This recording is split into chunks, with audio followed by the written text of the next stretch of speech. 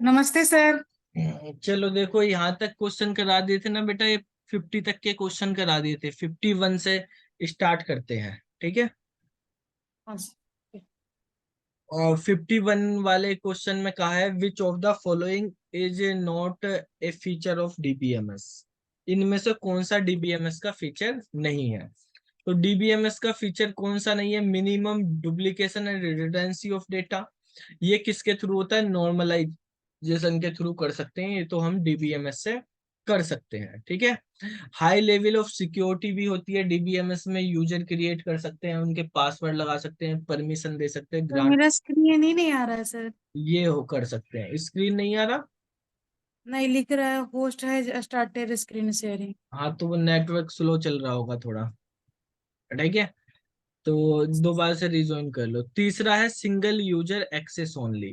तो single user access only नहीं है, मल्टी यूजर होते हैं जो हमारे पास बेसिकली डीबीएमएस होते हैं। वो मल्टी यूजर होते हैं, उसको मल्टीपल यूजर एक्सेस कर सकते हैं एक टाइम पे। तो इसका आंसर जो है वो हमारे पास करेक्ट आंसर जो होगा वो सी वाला हो जाएगा यहाँ पे, ठीक है। इसके बाद नेक्स्ट क्वेश्चन पे आते हैं। नेक्स्ट क्वेश्चन जो हमारे पास दिया हुआ है, इस वाले क्वेश्चन में कहा है, the values the values appearing in the in given attribute of any tuple in the referencing relation. Referencing relation क्या होता है? रेफरेंसिंग रिलेशन होता है यानी जिसमें फॉरेन की से रेफरेंस बनाया हुआ हो, ठीक है। तो वो हमारे पास रेफरेंसिंग रिलेशन होगा। तो यहाँ पे ये कहा गया है कि the value appearing in the given attribute of any tuple in the referencing relation must likewise occur in specified attribute at least one tuple in the reference relation according to the integrity constant। तो integrity constant जो होते हैं हमारे पास, एक तो identity का होता है, वो प्राइमरी की के द्वारा होता है। और जब हम दूसरे रेफरेंसिंग रिलेशन मतलब दूसरी टेबल की बात कर रहे हैं, ठीक है, तो दो टेबल के बीच में रिलेशन फॉरेन की से बनता है, तो वो हमारे पास जो होता है फॉरेन की क्रिएट करने का जो कंस्टेंट होता है उसको रेफरेंशियल इंटीग्रिटी कंस्टेंट बोलते हैं। इसका आंसर आपका फर्स्ट वाला होगा, ए वाला, ठीक है। ये वाला क्वेश्चन दिया हुआ है। फिर ये है हमारे पास डिजिटल इलेक्ट्रॉनिक बुलियन एक्सप्रेशन दिया हुआ है। तो एक्सप्रेशन है y equal to A B plus B C plus A C. तो किस तरह का ऑपरेशन इसमें परफॉर्म किया गया है ये पूछा है। तो एक्सओर ऑपरेशन है, एसओपी है, पीओएस है, या एक्सओर है। तो बेसिकली यहाँ पर एक्स और, या अगर हम एक्स और एक यहाँ होगा शायद एक्स नॉर होगा, तो इनके ऑपरेशन हमारे पास अलग अलग होते हैं। भाई अगर हम एक्स और की बात करते हैं तो एक्स और का ऑपरेशन क्या होता है? A B dash plus A dash B होता है। और एक्स नॉर का ऑपरेशन क्या होता है? एक्स नॉर का ऑपरेशन होता है A B plus A dash B dash.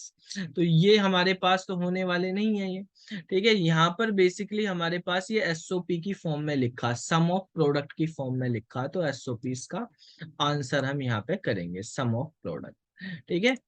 इसके बाद नेक्स्ट क्वेश्चन है, what are the canonical form of Boolean expression. तो कैनोनिकल फॉर्म या स्टैंडर्ड फॉर्म होती है जो बुलियन एक्सप्रेशन की, उसका मतलब क्या होता है? कैनोनिकल फॉर्म का मतलब होता है कि हमारे पास जो एक्सप्रेशन है, हर टर्म में पूरे के पूरे वेरिएबल आने चाहिए, सारे वेरिएबल आने चाहिए। यानी हर टर्म मिन टर्म या मैक्स टर्म को डिनोट करे। जैसे मान लिया हमारे पास एक बुलियन एक्सप्रेशन का फंक्शन ले लेते हैं जिसमें ए और बी दोनों वेरिएबल हैं। तो हम लिख रहे हैं जैसे A B plus A dash B dash, हर टर्म में दोनों वेरिएबल आ रहे हैं। ये इस तरीके से लिखे हुए, तो ये क्या कहलाती है? ये इसकी मिन टर्म्स कहलाती हैं। दो मिन टर्म्स हैं इसमें, ठीक है। अगर मान लिया हमारे पास तीन वेरिएबल हो गए, तो तीन वेरिएबल हर टर्म में तीनों वेरिएबल होने चाहिए, ठीक है। प्लस ए बी डैश सी मान लिया ये है, तो ये हमारे पास क्या है? कैनोनिकल फॉर्म में है, ठीक है। तो यहाँ पर अगर ये कैनोनिकल फॉर्म इस तरह से लिखी हुई है एसओपी की फॉर्म में, तो इसको बोलते हैं सम ऑफ मिन टर्म्स। क्या बोलते हैं? सम ऑफ मिन टर्म्स। ये लिखी होती है सम ऑफ मिन टर्म्स की फॉर्म में। और अगर इनको ही हम ऐसे लिख दें कि ए प्लस बी और ए डैश प्लस बी डैश, ऐसे लिख दे तो ये हो जाएंगी हमारे पास मैक्स टर्म। मैक्स टर्म में क्या होता है, प्रोडक्ट होता है, मैक्स टर्म का प्रोडक्ट होता है, और मिन टर्म का जो है S O M, sum of min term और प्रोडक्ट ऑफ मैक्स टर्म, ठीक है, पी ओ एम। तो क्या आंसर होगा इसका, यही लगाया तुमने, एस ओ एम और पी ओ एम, नीसू नहीं सर। क्या लगा दिया, नन ऑफ इसका दीज गलत कर दिए। है। हाँ सर, नन ऑफ दिस कर दिए थे। यहाँ पर बेटा कैनोनिकल फॉर्म में मिन टर्म और मैक्स टर्म होती हैं, ठीक है, तो सम ऑफ मिन ये वाला टर्म समझे ही नहीं प्रोडक्ट थे ऑफ, क्वेश्चन, है ना सर? हाँ।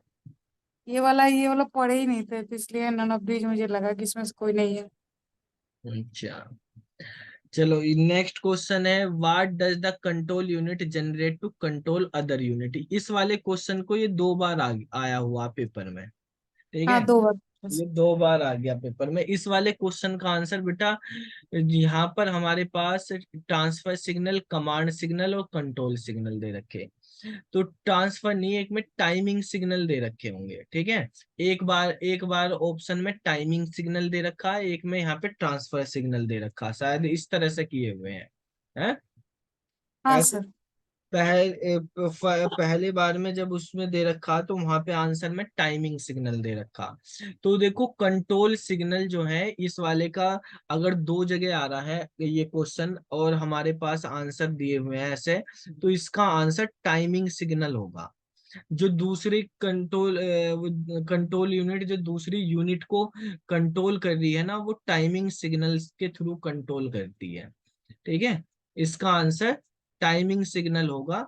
सिग्नल देखो, जो कंट्रोल यूनिट है वो हमारे पास कंट्रोल सिग्नल भी जनरेट करती है, टाइमिंग सिग्नल भी करती है, लेकिन जो हमारे पास टाइमिंग सिग्नल होते हैं कि कब हमारे पास 0 होगा और कब हमारे यहाँ पे जैसे 0 चल रहा है, यहाँ पे वैल्यू 1 होगी, यहाँ पे 0 होगी, तो इस तरह से चलते हैं, तो ये हम टाइमिंग डायग्राम ऐसे बनाते रहते हैं, ठीक है। तो इस क्वेश्चन का आंसर जो है हमारे पास, अगर देखो जो पहले आया था हमारे पास वहां पे ऑप्शन थे इसमें कि एक ऑप्शन दिया हुआ था टाइमिंग सिग्नल का, ठीक है, और बाकी ऑप्शन यही थे, तो टाइमिंग सिग्नल अगर ऑप्शन दिया हुआ है तो टाइमिंग सिग्नल इसका आंसर होगा।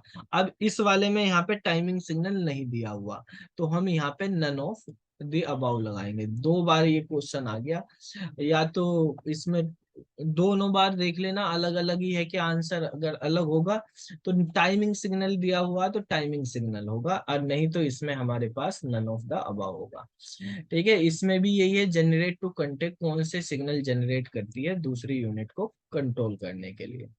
Boolean algebra can be used. Boolean algebra किस लिए यूज करी जाती है, Boolean algebra basically digital computer को डिजाइन करने के लिए यूज करी जाती है, ठीक है। तो डिजिटल कंप्यूटर है उनमें हमारे पास, क्योंकि बुलियन अलजेब्रा में डिजिटल लॉजिक, डिजिटल सर्किट यही सब बनते हैं, उनसे ही डिजिटल कंप्यूटर बनता है। To display time in railway station, railway station पे टाइम डिस्प्ले होता है, तो वो बेसिकली डिजिटल क्लॉक में होता है, डिजिटल क्लॉक लगी होती है वहां पे, ठीक है। तो डिजिटल क्लॉक 7 सेगमेंट डिकोडर से मिलकर बनी होती है।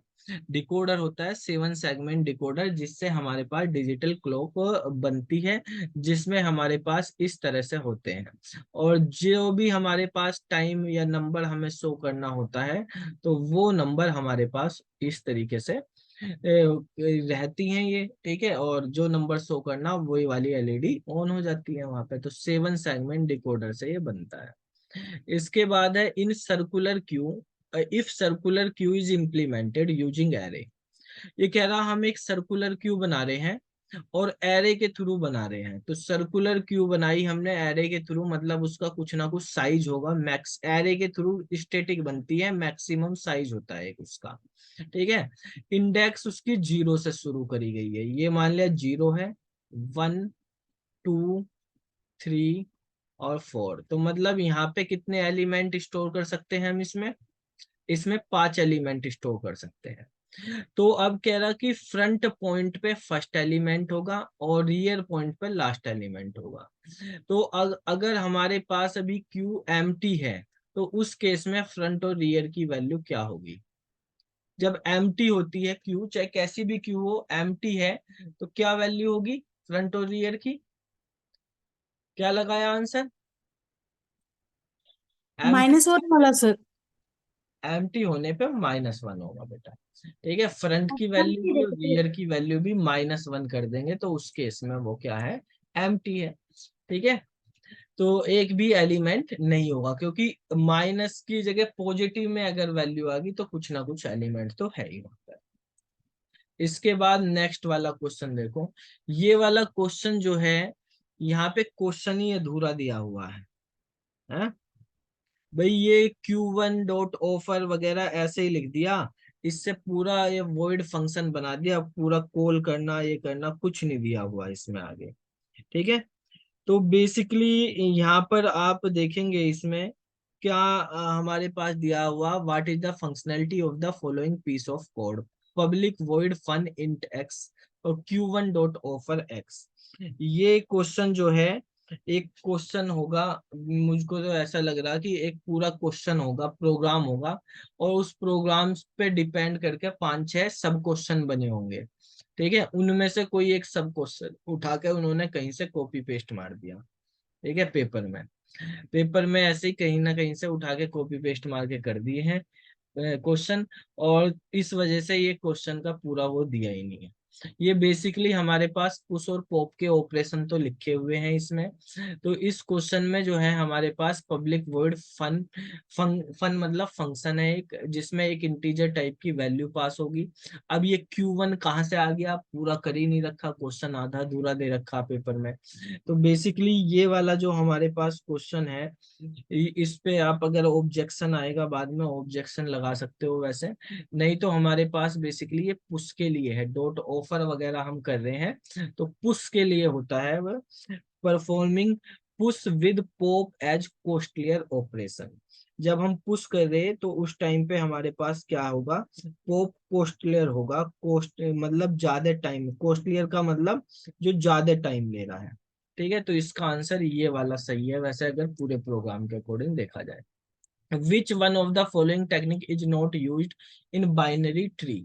बाइनरी ट्री में कौन सी टेक्निक यूज नहीं होती? तो बाइनरी ट्री जब हम यूज करते हैं तो ट्रवर्सिंग है ये। हमारे पास एक होती है ट्रवर्सिंग, प्री ऑर्डर ट्रवर्सिंग होती है, पोस्ट ऑर्डर ट्रवर्सिंग होती है। Pre order, post order, in order, और कौन सी होती है? Level sir order. इसमें प्री ऑर्डर पोस्ट ऑर्डर था, दोनों रेंडमाइज लिखा ऑप्शन में। एक प्री ऑर्डर था, एक पोस्ट ऑर्डर दिया था, एक रेंडमाइज दिया था। अच्छा, एक प्री ऑर्डर था, ठीक है, एक पोस्ट ऑर्डर था, एक रैंडमाइज था। तो प्री ऑर्डर और पोस्ट ऑर्डर तो हमारे पास होते हैं। ठीक है, इन ऑर्डर भी होता है, ये प्री ऑर्डर है। तो प्री ऑर्डर होता है हमारे पास, पोस्ट ऑर्डर होता है, इन ऑर्डर होता है, लेवल ऑर्डर होता है, रैंडमाइज नहीं होती ट्रवर्सिंग। तो ये इसका आंसर हो जाएगा रैंडमाइज वाला। ठीक है, नेक्स्ट क्वेश्चन पे आ जाते हैं। नेक्स्ट क्वेश्चन में देखो, यहाँ पे हमारे पास दिया हुआ है कि which of the following statement is not true about the doubly link list? Doubly link list के रेस्पेक्ट में कौन सा सही नहीं है ये बताना। तो we can traverse in both direction, doubly link list में बोथ डायरेक्शन में ट्रेवर्स कर सकते हैं क्या? बिल्कुल कर सकते हैं, क्योंकि डबली लिंक लिस्ट जो होती है उसमें क्या होता है, जो हमारे पास एलिमेंट ये नोड बनी हुई है, तो उसमें इधर भी रहता है और इधर भी रहता है, दोनों साइड होता है, तो दोनों साइड हम ट्रेवर्स कर सकते हैं। जब दोनों साइड करें तो डबली लिंक लिस्ट में हमारे पास जो सिंगली लिंक लिस्ट होती है उसमें दो ही पार्ट होते हैं। एक हमारे पास, एक में डेटा होता है, एक में नेक्स्ट नोड का एड्रेस होता है, लेकिन इसमें प्रीवियस नोड का भी एड्रेस, तो एक्स्ट्रा स्पेस तो लेगी ये। यहाँ पे तो हमारे पास डेटा होगा, यहाँ पे नेक्स्ट नोड का एड्रेस, यहाँ पे प्रीवियस नोड का एड्रेस होगा, तो एक्स्ट्रा स्पेस भी लेगी, दोनों डायरेक्शन में भी चलेगी। इम्प्लीमेंटेशन डबली लिंक लिस्ट का इजियर है लिंक सिंगली लिंक लिस्ट के, सही ये गलत है? भाई सिंगली में कमी स्पेस है, कमी एक ही डायरेक्शन में चलना, तो वो ज्यादा इजी होगी रेदर देन डबली के। तो आंसर इसमें नॉट ट्रू पूछा तो सी वाला आंसर हो जाएगा। नेक्स्ट है इसमें, विच of the following option is not true about binary search tree? तो बाइनरी सर्च ट्री जो है उसके रेस्पेक्ट में पूछा है, कौन सा ट्रू नहीं है। तो बाइनरी सर्च ट्री में ऐसे अभी आपको पढ़ाए थे, अगर इधर 5 लिखा तो इधर इससे छोटी वैल्यू ही होगी और इधर इससे बड़ी ही वैल्यू होगी। ठीक है, तो यहाँ पे अगर जाएंगे फिर इसका भी अगर ये सब ट्री बनाएंगे यहाँ पे, तो इसकी भी वैल्यू इससे छोटी ही होगी। ठीक है, यहाँ पे 3 लिख लेते हैं हम और यहाँ पे 4 कर लेते हैं। तो इस तरह से होगी। यहाँ पे करेंगे तो यहाँ पे मान लिया हमारे पास 8 है, यहाँ पे 15 है। इस तरीके से हमारे पास चलते हैं। यहाँ पे अगर बनाएंगे तो यहाँ पे 12 होगा, यहाँ पे करेंगे 18 होगा, मतलब 15 से बड़ा। तो वैल्यू लेफ्ट चाइल्ड की should be less than the root node, सही बात है ये। यहाँ पे लेकिन नोट पूछा है, तो लेफ्ट वाली वैल्यू रूट से छोटी होती है और राइट वाली रूट से बड़ी होती है। फिर इसने कहा right child should be greater than the root, ये भी सही है। लेफ्ट और राइट सब ट्री, ये लेफ्ट का सब ट्री बना, ये राइट का सब ट्री। ऑल्सो भी बाइनरी सर्च ट्री, वे भी बाइनरी सर्च ट्री होने चाहिए, यानी उनमें भी ये कंडीशन होनी चाहिए, ये भी सही है। तो यहाँ पर हमारे पास तीनों ऑप्शन सही है। तो फॉल्स को नो ट्रू पूछा तो नन ऑफ द अबव आ जाएगा यहाँ पे। ठीक है, इसके बाद ये क्वेश्चन दिया हुआ है। इस क्वेश्चन में आपको बताना बुलियन एक्सप्रेशन बनाना। चलो, कौन सा गेट है ये? और गेट, ये एंड गेट, ये भी एंड गेट, ये भी एंड गेट है। तो और गेट में प्लस होता है तो ए प्लस बी हो गया। एंड गेट में मल्टीप्लीकेशन होती है तो ए प्लस बी की मल्टीप्लीकेशन होगी किसके साथ? सी के साथ। फिर जो ये आया इसकी मल्टीप्लीकेशन ए प्लस बी, सी की मल्टीप्लीकेशन होगी डी के साथ, और फिर यहाँ पे ई के साथ होगी। तो फाइनल बन गया A plus B C D E. तो A plus B C D E ये हमारे पास आंसर हो गया। पहले वाले में दे रखा A plus B C D E, पहले वाला ही आंसर हो जाएगा। ठीक है, बाकी में कहीं भी डैश वैश आने की कोई वो ही नहीं है इसका। चलो बेटा, अच्छा अब ये हमारे पास नेटवर्किंग के कुछ क्वेश्चंस हैं, इनको समझ लेते हैं। बताओ, what kind of transmission medium is most appropriate to carry data in computer network that is exposed to electric interference? ठीक है, तो जो इलेक्ट्रिकल इंटरफेरेंस है वो सबसे बेटर कौन सा हमारे पास आज के टाइम में केबल यूज होता है, मीडियम यूज होता है? फाइबर ऑप्टिक्स होता है। तो फाइबर ऑप्टिक्स आंसर हो जाएगा। नेक्स्ट क्वेश्चन में कहा है which network topology require central controller और हब? तो सेंट्रल कंट्रोलर या हब हमारे पास स्टार टोपोलॉजी में होता है, उससे हम कनेक्ट कर सकते हैं। कलेक्शन ऑफ हाइपर, हाँ प्रभाकर कुछ पूछना क्या भाई? एक collection of hyperlink document on internet, तो collection of hyperlink document क्या होगा? www की फॉर्म में आ जाएगा वो। ठीक है, collection of hyperlink document on the internet form क्या करेगा वो? www। Which of the following is not a step in header transmission translation procedure? ये बेसिकली IPv4 और IPv6 से रिलेटेड जो प्रोटोकॉल होते हैं उनसे रिलेटेड है, उनके हेडर से रिलेटेड। ये तीनों जो हमारे पास स्टेटमेंट लिखे हुए हैं तो उसकी डेफिनेशन में ही लिखे हुए हैं, स्टेप है। पहला स्टेप क्या होता है? जब हम हेडर को ट्रांसलेट करते हैं IPv4 के हेडर को IPv6 में, तो क्या कह रहा है कि the IPv6 map address is change to IPv4 address by extracting the right most 32 bit. ठीक है, तो राइट की जो 32 बिट है उसको करेंगे, अगर मैप कर रहे हैं हम, चेंज कर रहे हैं। यहाँ पे IPv6 को IPv4 में कर रहा है तो केवल राइट मोस्ट 32 बिट ली जाएंगी। पहला स्टेप यही होता है, ये सही है। The value of IPv6 priority field is discard, जो वैल्यू है IPv6 के प्रायोरिटी फील्ड की वो हटा दी जाएगी, उसको नहीं लिया जाएगा। ये भी स्टेटमेंट सही है। IPv6 flow level is consider. अब देखो केवल क्या होता है जब IPv6 का एड्रेस IPv4 में कन्वर्ट किया जाता है तो लास्ट के 32 बिट ले लिए जाते हैं। ठीक है, बाकी को सबको डिस्कार्ड कर दिया जाता है, बाकी कोई चीज नहीं ली जाएगी इसमें।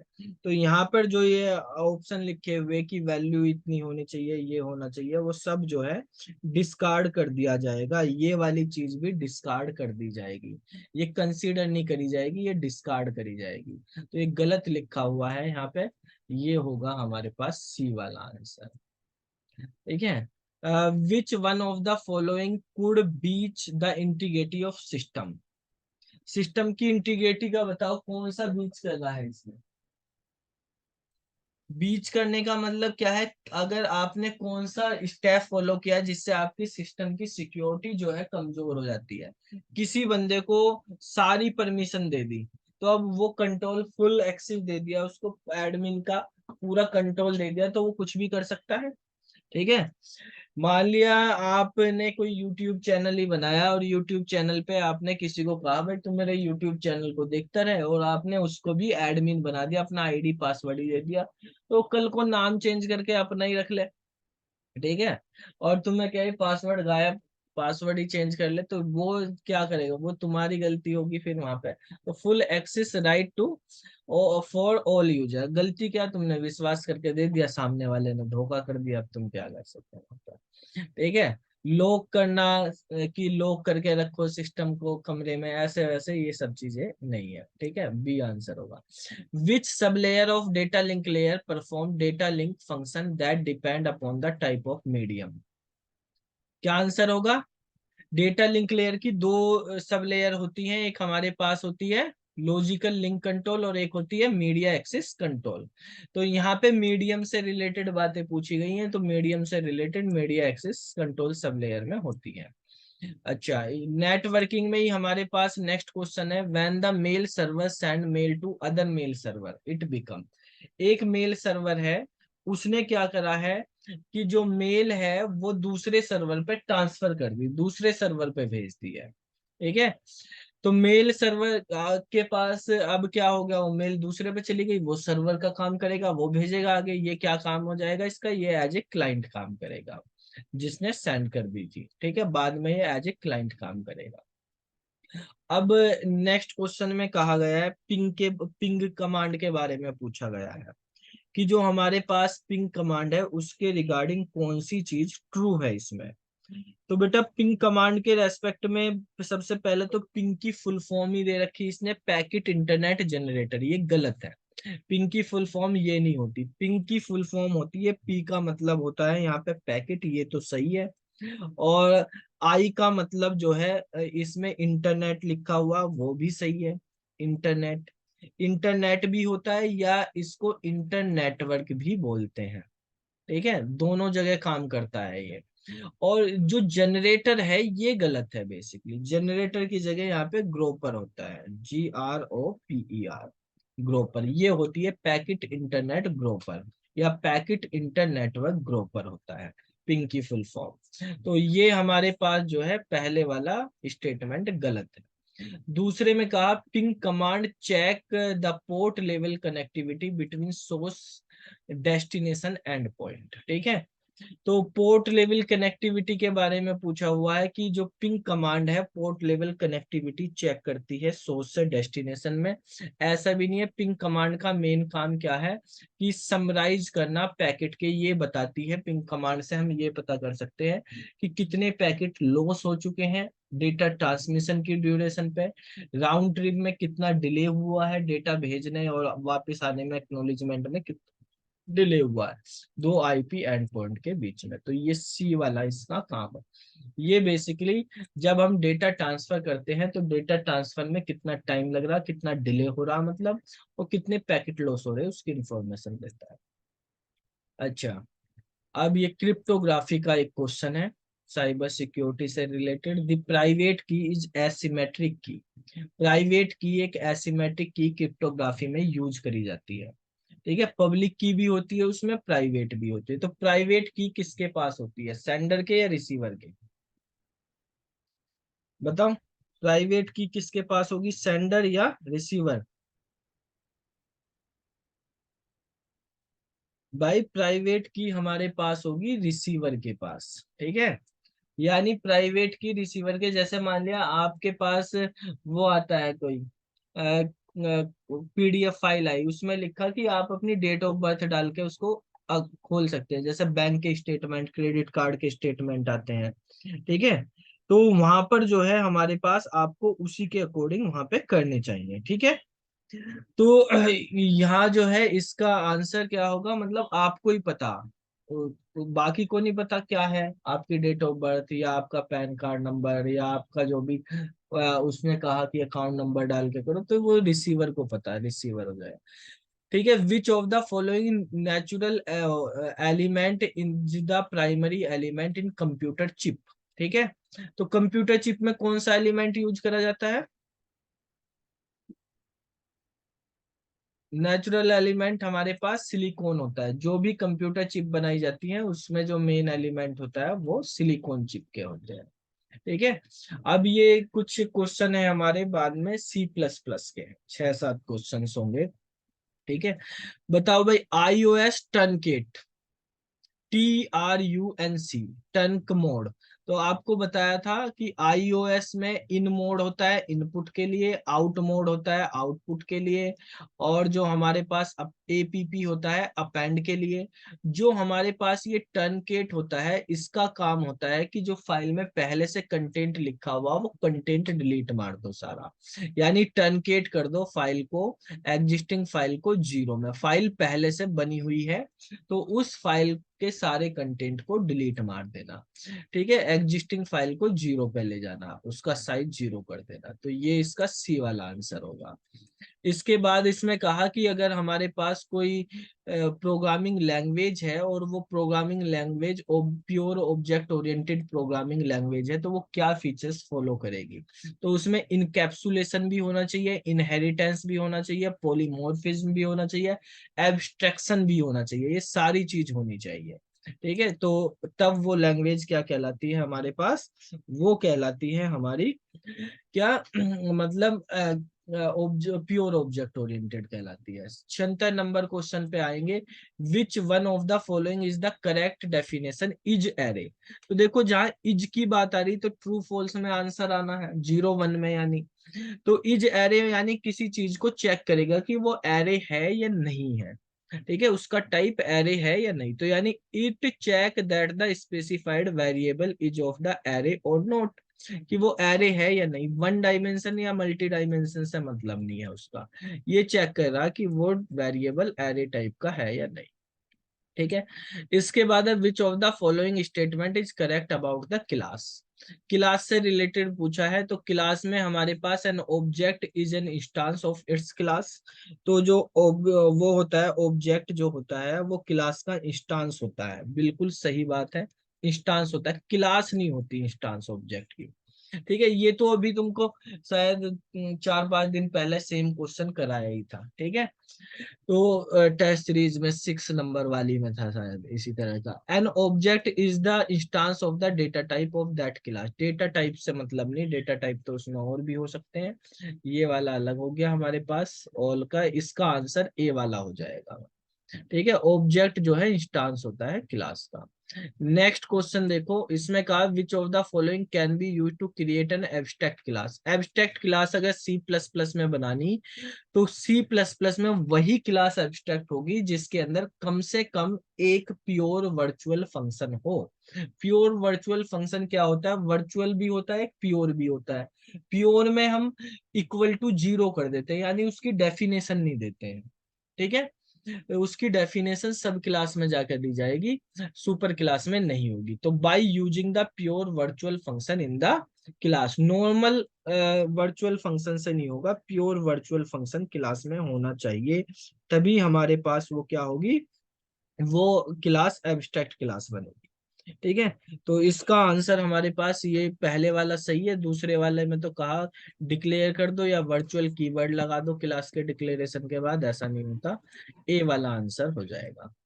ठीक है, 79 नंबर क्वेश्चन में कहा which of the following statement is correct. C++ में कहा, तो C++ के अंदर बोथ स्टैटिक और डायनेमिक टाइप चेकिंग होती है, बिल्कुल होती है।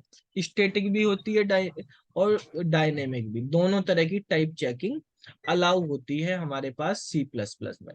Member function are allowed to be the type constant. ठीक है, मेंबर फंक्शन को टाइप कांस्टेंट नहीं बनाते, ये हमारे पास गलत है। डायनेमिक चेकिंग इज अलाउड, जब स्टैटिक और डायनेमिक दोनों होती हैं तो डायनेमिक भी होगी, अकेली डायनेमिक भी तो होगी भाई। अब यहाँ पर जो है ऑप्शन क्या होना चाहिए, मोर देन 1 या ए वाला। इसमें दोनों को ही कवर कर दिया उसने, स्टैटिक और डायनेमिक दोनों ही लिख दी। कि दोनों ही होंगी एक ही स्टेटमेंट से। इसमें खाली एक बताया डायनेमिक, लेकिन गलत ये भी नहीं, डायनेमिक अलाउ है, स्टैटिक भी अलाउ है। ठीक है, तो अब वो बीपीएससी डिपेंड करती है, वो इसका आंसर ए लगाती है या डी लगाती है। ठीक है भाई, अगर मान लिया इन तीनों में से एक ही सेलेक्ट करना होता तो हम ए वाले को सेलेक्ट करते, क्योंकि दोनों तरह की होती है। ठीक है, अब यहाँ पर जो है वहाँ बीपीएससी क्या आंसर देगी वो देखा जाएगा, ए देगी या डी देगी। चलो नेक्स्ट क्वेश्चन देख लेते हैं। इसमें कहा which features of OOPs is indicated by the following code. OOPs का कौन सा फीचर है इसमें? एक क्लास बनाई है स्टूडेंट नाम की, ठीक है, और उस क्लास में एक वेरिएबल डिफाइन किया है इंटीजर टाइप का मार्क्स। तो दूसरी क्लास है टॉपर, उसने इनहेरिट कर ली है। ठीक है, इसमें एक एज नाम का वो है, टॉपर का कंस्ट्रक्टर बना दिया। तो सिंपल से इनहेरिटेंस हो रहा है इसमें, इनहेरिटेंस का फीचर्स हो रहा। अच्छा, इसने कहा इनकैप्सुलेशन और इनहेरिटेंस। इनकैप्सुलेशन भी हो गई भाई, इनहेरिटेंस है, क्लास बन रही तो क्लास में बाइंड करना डेटा को, वो इनकैप्सुलेशन कहलाता है। पॉलीमॉर्फिज्म इसमें हो नहीं रहा, क्योंकि इसमें जो है अलग अलग टाइप के कंस्ट्रक्टर नहीं बना के दिखाए, या वन नेम मैनी फॉर्म के कोई फंक्शन नहीं बनाए, तो ए वाला आंसर इसमें रख लिया जाएगा। ठीक है, तो ये हमारे पास आपका पेपर था पूरा, इसको हमने कवर कर लिया है। एक चीज आप ध्यान रखना, कुछ बच्चों ने मैसेज किए थे, एक क्वेश्चन 2 बार आया, लेकिन वो 2 बार क्वेश्चन जो है दोनों बार अलग अलग ऑप्शन है। ठीक है, 2 बार क्वेश्चन तो आया, ऑप्शन अलग अलग है, तो आपके पास दोनों के आंसर अलग अलग होंगे उसके। देखो ये वाला क्वेश्चन है कि यहाँ पे लिखा हुआ कि what does the control unit generate the control generate to control other unit. कि कंट्रोल यूनिट जो है दूसरी यूनिट को कंट्रोल करने के लिए कौन से सिग्नल जनरेट करती है। तो यहाँ पे ऑप्शन है timing signal, command signal, control signal, ये 3 ऑप्शन है। दूसरी जगह जब ये क्वेश्चन आया है, तो दूसरी जगह इस क्वेश्चन को हमने अभी डिस्कस किया था, वहां पे ऑप्शन में टाइमिंग सिग्नल ना होकर ट्रांसफर सिग्नल था। ये 55 वाले में यहाँ पे ट्रांसफर सिग्नल था। तो बेसिकली जो कंट्रोल यूनिट दूसरी यूनिट को टाइमिंग सिग्नल के थ्रू कंट्रोल करती है, तो इसका आंसर टाइमिंग सिग्नल होना चाहिए। अभी टाइमिंग सिग्नल इस वाले ऑप्शन में दिया नहीं, तो यहाँ पे नन ऑफ दीज आंसर हो जाएगा। और यहाँ जो ये वाला 7वां क्वेश्चन था, इसमें इसका आंसर टाइमिंग सिग्नल हो जाएगा। ठीक है, तो ये क्वेश्चन रिपीटेड है, लेकिन रिपीटेड में ऑप्शन अलग अलग है, तो आंसर अलग हो जाएगा यहाँ पर।